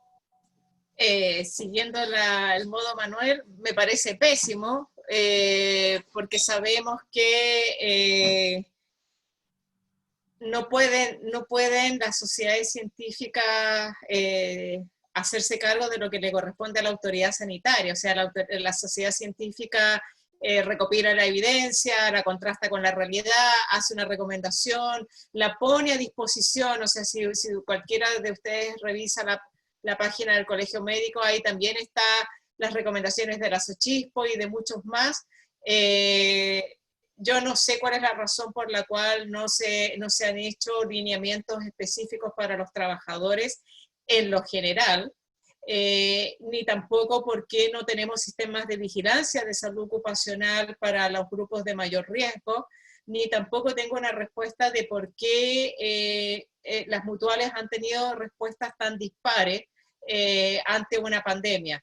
Esos temas yo creo que de verdad han quedado al debe. Y prácticamente es muy crítico, porque justamente, como decía recién la doctora Vega, estamos comprometiendo la salud de los trabajadores, o sea, de la fuerza que mueve un país. Entonces, yo de verdad no tengo una explicación que justifique esto. O sea, yo creo que aquí hay un debe con el tema de los trabajadores serios, en cuanto a la regulación, en cuanto a la respuesta, en cuanto a la vigilancia efectiva, y bueno, eso me parece muy lamentable. Muchas gracias, doctora Cortés. Doctora Vega, la pregunta para ustedes, ¿se pudo evitar esta catástrofe en Chile? O sea, la respuesta que en corto, sin duda. Sin duda. Es más, yo creo que si hubiera estado en el ministerio en particular, algunas de las personas como históricas con experiencia y líderes que escucharan, probablemente estaríamos muy similar a la situación de Nueva Zelanda, saliendo ya. Estoy segura de eso. Sobre todo en un país con una historia de salud pública y de manejo exitoso de epidemias como esta. Muchísimas gracias a los tres. Va a cerrar este conversatorio nuestra presidenta del directorio. Solo decirles que ha sido un gusto escucharlos con mucha atención. Las presentaciones han sido espectaculares y es un gusto compartir con dos doctoras en salud pública y un máster en epidemiología, de verdad. Entonces, así que ha sido de verdad un gran conversatorio y Paulina Bodanovich, nuestra presidenta, por favor. Muchas gracias. Realmente ha sido muy interesante escucharlas, un gusto saludar a nuestras amigas, las doctoras Vega y Cortés, a Manuel, doctor Nájera, muy gentiles de habernos dado este espacio que creo que ha sido muy interesante, ha habido bastantes comentarios y agradecerles, pero también me queda dando vuelta un poco lo último que dijo la doctora Vega, el daño para la salud pública en Chile, para la historia que ha tenido Janet. Yo creo eh, que el tema este de las estadísticas, cuál es la variación y todo, pero la estadística, si no hay confianza en eso, hoy día tenemos un problema enorme de confianza en las autoridades. ¿Cómo crees o ves tú ese aspecto? ¿Es una pregunta para mí? Sí. Ah, mira, yo no tengo una visión con respecto a la estadística en el funcionamiento habitual tan positiva como la que tiene Manuel. Tengo que decir de que a mí me parece que nosotros tenemos un debe en la manera como manejamos los datos en este país, considerando sobre todo la posibilidad que tenemos de manejar datos de manera mucho más oportuna. Yo les puedo contar una anécdota. Cuando a mí me tocó estar en FONASA, nosotros teníamos la posibilidad de instaurar con el Hospital Italiano de Buenos Aires un sistema de codificación que ellos usaban que era prácticamente inmediato a causas de muerte y que era súper simple. Era simplemente utilizar las indicaciones de la OMS, cómo se codifica una causa de muerte, ponerla en un software y hacía la codificación automática. Y eso lo testeamos, lo piloteamos y tenía una correlación prácticamente 99%, 99, y tanto por ciento con la codificación que hacían los codificadores del MinSal, solo que esta se hacía en minutos y la otra se demoraba meses. Y lo tratamos de incluir y no hubo caso, o sea, no hubo manera de romper el cerco, digamos, al respecto. Entonces, y cuando uno ve lo que ocurre, que en este momento no tenemos la posibilidad, más allá de que la información está siendo no diseminada, pero aunque estuviera, no podríamos. Yo estoy segura de que tenemos, a menos que hayan puesto un equipo de codificadores, que tenemos codificación súper atrasada. Entonces, yo creo que hay un debe en nuestro manejo de datos que tiene que ver, por cierto, con hechos de privacidad, con hechos de cómo tú anonimizas los datos, pero también con la oportunidad de los datos y con un país que tiene un desarrollo tecnológico que no se condice con el poco uso. Piensa tú que tenemos ficha electrónica en el 80% de los consultorios y no usamos esos datos. Y no tenemos conectado con interoperabilidad, bueno, ese es un capítulo entero. Entonces, yo por lo menos tengo más bien una lectura crítica en este momento del manejo de datos, de gestión de datos de Chile. Tiene una historia gloriosa, pero es historia en mi opinión. Interesante entonces, porque uno tiene, nos vamos quedando con otras imágenes a veces y cuando se conoce el sistema por dentro es distinto. Manuel, tú hablaste de que estábamos tal vez, mostraste un gráfico en que tal vez estábamos ya en una fase en que se estaba, el brote no estaba, o estaba más contenido. ¿Eso da alguna esperanza? ¿Puede mantenerse según el análisis de los datos que tú estás haciendo? ¿Cuál es tu visión? O sea, Es para no irnos tan tristes, digo yo, para no irnos con algún ánimo y esperanza. Lo que estamos viendo es que los datos, al menos en la región metropolitana, porque en otras regiones no es así, se ha producido una ralentización de casos nuevos sobre los casos que se han producido en semanas anteriores, ¿no es cierto? Entonces, si antes estaba aumentando un 60% cada semana, un 30% cada semana, ahora estamos más cerca del 10%. Eso habla de algún enlentecimiento de la cantidad de nuevos casos, que probablemente sea el efecto pequeño, pero de algún efecto de esta cuarentena que ya llevamos casi un mes total, ¿no es cierto? Más las 2 semanas de Santiago Centro Norte.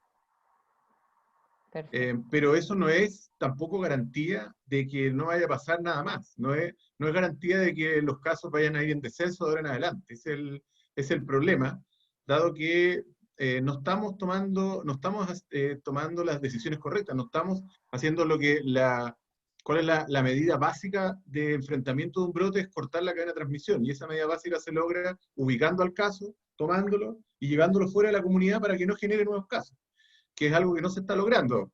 Esperamos que la estrategia de trazamiento y testeo, con esta preparación que generó la Universidad de Chile, impacten que el gobierno tome decisiones de apoyo a la atención primaria para que lo haga, porque requiere muchos recursos para lograrlo. Hoy día está solo el discurso, nada más. Y el trabajo de la atención primaria hecho siempre, pero no hay un apoyo detrás real para lograrlo.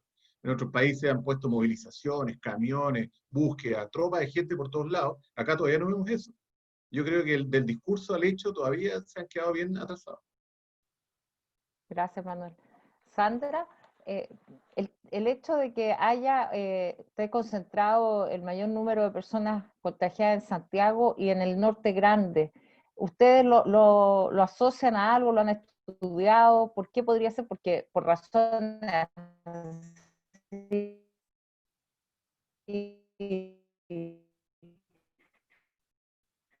uno pensando Se cortó, Sí. se me quedó la como que, por Paulina ejemplo, las razones pegada. de más que en el norte, ¿por qué Pauli, De nuevo. Momento, ¿volví? Sí, Ya, muy bien. Me están saboteando los hijos, yo creo, con el internet. Oye, no, Sandra, lo que te preguntaba es por qué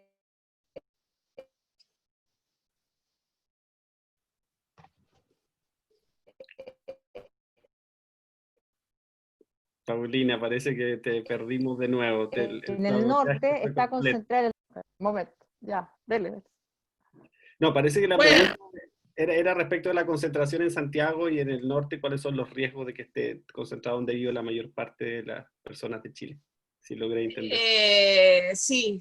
Bueno, yo creo que un poco la experiencia internacional muestra que justamente la pandemia se hace más crítica en las ciudades, en las grandes ciudades, en los sectores pobres de las grandes ciudades y en la zona de los campamentos. Y yo la verdad es que no tengo una hipótesis clara de qué es lo que está pasando en el norte, pero cuando uno mira los casos de Antofagasta o los casos de Iquique, claramente ve que se concentran en todo el cordón de pobreza que hay alrededor de la ciudad. O sea, el tema de los campamentos, ¿cómo se llama? Alto hospicio, hay un déficit serio, tremendo, de mucho tiempo, de condiciones de saneamiento básica. O sea, nosotros hicimos un estudio en Antofagasta hace 2 años y a 2 cuadras o 3 cuadras de la plaza tú encuentras un nivel de pobreza que no se condice con el ingreso per cápita que uno espera de la región. Entonces, yo me atrevería a decir que ha habido también un poco a este tema, digamos, de los determinantes sociales de salud que le decimos nosotros, también ha habido de alguna manera una especie como de enclaustramiento de la toma de decisiones, y en muchas regiones ha sido muy difícil que las universidades, que los expertos que hay en la zona, epidemiólogos, puedan intervenir en el proceso y puedan poner a disposición su quehacer y su experiencia para abordar la pandemia. Y eso creo que ha ocurrido, lo conversamos en un conversatorio que tuvimos en la SOCHEPI, en donde prácticamente casi en todo el país había una toma de decisiones bastante lejana de las universidades y de los grupos y sociedades científicas. Entonces, bueno, yo creo que esas dos cosas han jugado una mala pasada y esperamos que eso, bueno, se pueda ir revirtiendo. Muchas gracias, Sandra. Me jugó una mala pasada el internet, así que me conecté por el celular para poder despedirlo. Nuevamente agradecerles nuestro grupo de la Fundación Horizonte Ciudadano, este grupo Nuevos Horizontes, que está trabajando hoy día en temas de salud. Tenemos muchas personas a lo largo de Chile que están ayudándonos a levantar información, a poder colaborar, y la labor de ustedes es encomiable en cada uno de sus áreas, lo hacen perfecto, son la esperanza que también hoy tiene Chile, hay que decirlo, en la sociedad civil. Lo que dijo Sandra, la tarea del gobierno o de la autoridad sanitaria no debieran estarla haciendo las sociedades científicas, las fundaciones u otros, pero los números del ministerio fueron corregidos por Espacio Público, fueron corregidos por Alejandra Matus, una periodista que ha estado trabajando también con un ingeniero en estos temas. Entonces creo que finalmente la labor hoy no es que estemos todos por criticar las políticas que se adoptan, sino más bien con un ánimo de colaborar, de informar. Me parece muy, muy útil la información que dejaste al final de tu PowerPoint, Sandra, en el sentido de que la gente también se informe adecuadamente, porque hoy día estamos con una cantidad de información que uno no sabe cuál es fiable y cuál no. Por lo tanto, este espacio de conversación creo que ha sido de mucha utilidad para quienes nos han visto. Va a quedar también en las redes sociales a disposición para que haya otros que puedan verlo, y reiterarles nuestro agradecimiento, desearles éxito en sus labores, y que nos vaya bien a todos y que le vaya bien a Chile. Muchas gracias y hasta otra oportunidad. Bueno, muchas gracias. Muchas gracias por la Muchas invitación. gracias, que estén muy bien. Muchas gracias a Claudio Castillo, que estuvo estupendo en la conducción de este evento. Un Muchas gracias, abrazo. presidenta. Chao, adiós. Chao, chao. Chao, chao, gracias.